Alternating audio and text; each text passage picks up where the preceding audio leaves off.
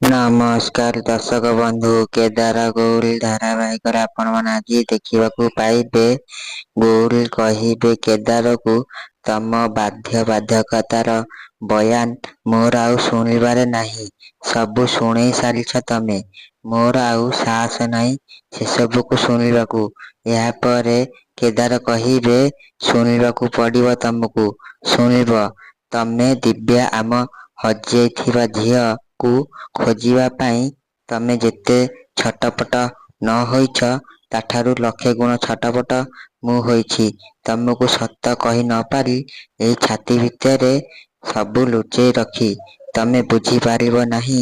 ତମେ ଭାବିପାରିବ ନାହିଁ କେଉଁ କେଉଁ ପରିସ୍ଥିତି ଦେଇ ମୁଁ ଗତି କରିଛି, କେମିତି ଦିନ ବିତେଇଛି।